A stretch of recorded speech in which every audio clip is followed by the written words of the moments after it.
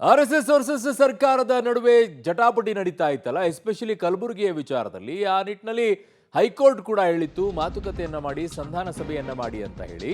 So ಚಿತ್ತಾಪುರದ RSS ಪಥಸಂಚಲನಕ್ಕಾಗಿ ಶಾಂತಿ ಸಭೆಯನ್ನ ಮಾಡಲಾಗಿತ್ತು, ಅದು ಮುಕ್ತಾಯವಾಗಿದೆ. ಹೈಕೋರ್ಟ್ ಸೂಚನೆಯಂತೆ ಎಜಿ ಕಚೇರಿಯಲ್ಲಿ ಶಾಂತಿ ಸಭೆಯನ್ನ ಮಾಡಿದ್ದಾರೆ. ನವೆಂಬರ್ 13 ಅಥವಾ 16ರಂದು ಅನುಮತಿಯನ್ನ ಕೇಳಿದ್ರು. ಸೊ 3 ಕಿಲೋಮೀಟರ್ ಪಥಸಂಚಲನಕ್ಕೆ ಅವಕಾಶವನ್ನ ಮುಖಂಡರು ಕೇಳಿದ್ರು.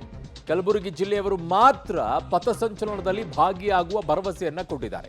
850 ಗಣವೇಷಧಾರಿಗಳು ಮಾತ್ರ ಭಾಗಿಯಾಗುವುದಾಗಿ ಭರವಸೆಯನ್ನ ನೀಡಿದ್ದಾರೆ. ಎಜಿ ನೇತೃತ್ವದಲ್ಲಿ ನಡೆದ ಸಭೆಯಲ್ಲಿ ಆರ್ಎಸ್ಎಸ್ ಮುಖಂಡರು ಪ್ರಸ್ತಾಪವನ್ನ ಮಾಡಿದ್ದಾರೆ. ನಾಡಿದ್ದು ಕೋರ್ಟ್ಗೆ ವರದಿಯನ್ನ ಸರ್ಕಾರ ಸಲ್ಲಿಸಲಿದೆ. ಚಿತ್ತಾಪುರದ ಆರ್ಎಸ್ಎಸ್ ಪಥಸಂಚಲನಕ್ಕಾಗಿ ಜಟಾಪಟಿ ಏನು ನಡೀತಾ ಇತ್ತು, ಸರ್ಕಾರ ವರ್ಸಸ್ ಆರ್ಎಸ್ಎಸ್ ನಡುವೆ, ಈ ಶಾಂತಿ ಸಭೆ ಈಗ ಮುಕ್ತಾಯವಾಗಿದೆ. ನನ್ನ ಸಹೋದ್ಯೋಗಿ ಕ್ರೈಮ್ ಬ್ಯೂರೋಯಿಂದ ಉಮೇಶ್ ನನ್ನ ಸಂಪರ್ಕಕ್ಕೆ ಸಿಗ್ತಾ ಇದ್ದಾರೆ. ಉಮೇಶ್, ಈಗ ನಾಳೆ ಹಾಗಿದ್ದಾಗ ಯಾವುದಾದ್ರೂ ರಾಜಕೀಯ ಪಕ್ಷಗಳು ಎಲ್ಲಾದರೂ ಸಭೆ ಸಮಾರಂಭಗಳನ್ನು ಮಾಡಬೇಕು ಅಂತಂದ್ರೆ ಆಯಾ ಜಿಲ್ಲೆಗಳಲ್ಲಿರುವಂಥವ್ರು ಮಾತ್ರ ಅಲ್ಲಿ ಭಾಗಿಯಾಗಬೇಕು, ಬೇರೆ ಜಿಲ್ಲೆಗಳಲ್ಲಿರುವಂಥ ಯಾವ ಕಾರ್ಯಕರ್ತರು ಭಾಗಿಯಾಗಬಾರದು ಅಂತ ಹೇಳಬೇಕಾ ಈ ಮೂಲಕವಾಗಿ ಈ ಶಾಂತಿ ಸಭೆಯನ್ನು ನೋಡಿದ್ರೆ?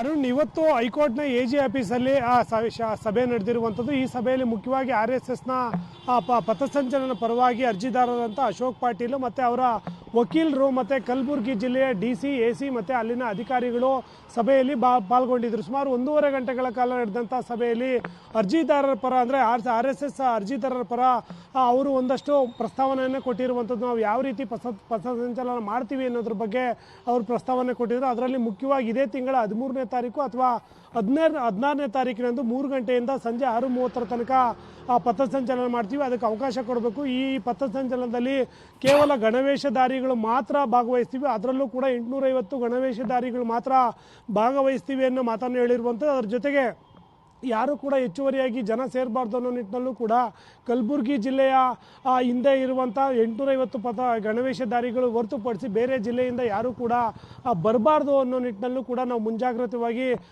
ಕ್ರಮ ಕೈಗೊಳ್ತೀವಿ ಅನ್ನೋ ಮನವಿಯನ್ನು ಕೊಟ್ಟಿದ್ದೇವೆ. ಹಾಗಾಗಿ ಅದ್ರ ಜೊತೆಗೆ 3 ಕಿಲೋಮೀಟ್ರ್ ಮಾತ್ರ ಪಥಸಂಚಲನ, ಅದರಲ್ಲೂ 3 ಗಂಟೆ ಸಮಯದಲ್ಲಿ ಮುಗಿಸ್ತೀವಿ ಅನ್ನೋ ಮಾತನ್ನು ಕೂಡ ಹೇಳಿರುವಂಥದ್ದು. ಮತ್ತು ಮುಖ್ಯವಾಗಿ ಕೆಲವು ರಸ್ತೆಗಳು ಇಕ್ಕಟ್ಟಾಗಿದ್ದಾವೆ ಅನ್ನೋ ಮನವಿ ಮಾಡಿಕೊಟ್ಟ ಹಿನ್ನೆಲೆಯಲ್ಲಿ 4 ಸಾಲಿನಲ್ಲಿ ಪಥಸಂಚಲನ ಹೋಗಬೇಕಾಗಿದ್ದು ಈಗ 3 ಸಾಲಿನಲ್ಲಿ ಪಥಸಂಚಲನ ಮುಗಿಸ್ತೀವಿ ಅನ್ನೋ ಪ್ರಸ್ತಾವನೆಯನ್ನು ಕೊಟ್ಟಿರುವಂಥದ್ದು. ಈ ಪ್ರಸ್ತಾವನೆಯನ್ನು ಈಗ 7ನೇ ತಾರೀಕು ಹೈಕೋರ್ಟ್ನಲ್ಲಿ ಮತ್ತೆ ಏನು ವಿಚಾರಣೆ ಇದೆ ಆ ಸಂದರ್ಭದಲ್ಲಿ ಎಜಿ ಅವರು ಅಲ್ಲಿ ಸಲ್ಲಿಸ್ತಾರೆ. ಆ ಸಲ್ಲಿಸಿದಂಥ ವೇಳೆಯಲ್ಲಿ ಇವರಿಗೆ ಯಾವ ಸಂದರ್ಭದಲ್ಲಿ RSS ಅವರಿಗೆ ಅಥವಾ ಇತರೆ 11 ಸಂಘಟನೆಗಳೇನಿದ್ದಾವೆ ಅವರು ಕೂಡ ನಮಗೂ ಅದೇ ದಿನ ಕೊಡಿ ಅಂತ ಮನವಿ ಮಾಡ್ಕೊಂಡಿದ್ದಾರೆ.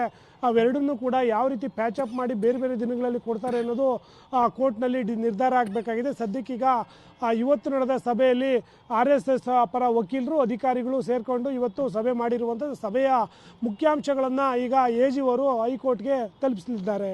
ಅರುಣ್. ಓಕೆ ಉಮೇಶ್, ನಿಮ್ಮೆಲ್ಲ ಮಾಹಿತಿಗೆ ಧನ್ಯವಾದಗಳು.